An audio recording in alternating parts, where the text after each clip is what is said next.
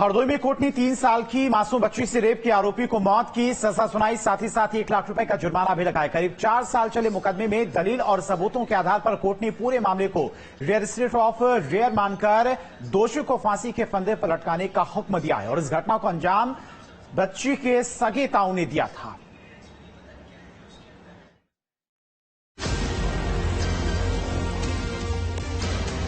हरदोई में 4 साल पहले यानी साल 2020 में 28 जुलाई को रेप की वारदात हुई थी।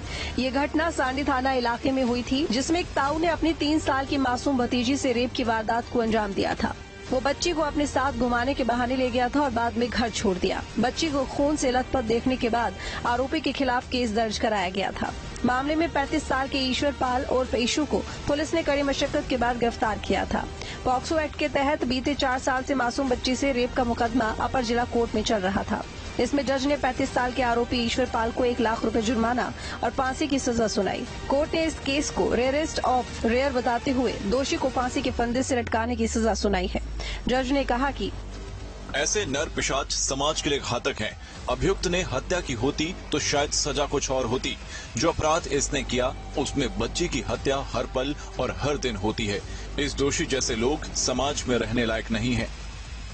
जज ने फांसी की सजा सुनाए जाने के दौरान पीड़ित बच्ची की हालत भी बयां की और कहा कि सगी भतीजी के साथ ऐसा व्यवहार इंसान के रूप में एक वहशी जानवर ही कर सकता है। उन्होंने लिखा कि भारतीय संस्कृति के समाज को ऐसे पैशाचिक व्यक्ति की जरूरत नहीं है और इस प्रवृत्ति के व्यक्ति को समाज में रहने का कोई अधिकार नहीं है। मामले की सुनवाई और सबूतों को देखने के दौरान पता चला कि पीड़िता की उम्र घटना के समय 3 साल थी, लेकिन फिर भी आरोपी को शर्म नहीं आई। हवस के लिए उसने बच्ची की उम्र रिश्ते का भी लिहाज नहीं किया। फैसला सुनाते समय जज ने कहा कि समाज में एक कहावत है कि डायन भी 7 घर छोड़ती है, लेकिन इस मामले में तो सारी हदें ही पार हो गईं। पीड़िता जिसे बड़े पापा कहती थी उसी ने रेप किया। बड़े पापा और भतीजी का रिश्ता अटूट भरोसे और विश्वास का होता है। इस रिश्ते को वासना की भूख के कारण अभियुक्त ने तार-तार कर दिया। मुकदमे की सुनवाई के दौरान पीड़िता की मां के बयान भी कोर्ट में दर्ज किए गए थे। इसमें बच्ची की मां ने बताया था कि आरोपी ने कई बार उसके साथ भी छेड़खानी की थी।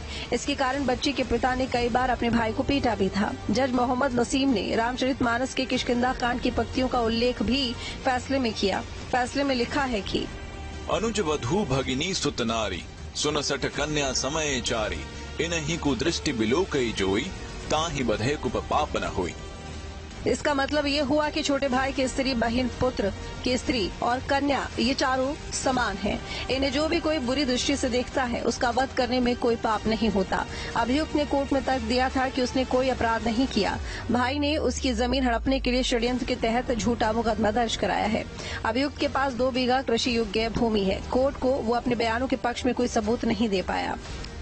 और बच्ची की हालत खराब देखते हुए बच्ची को हरदोई रिफर कर दिया गया।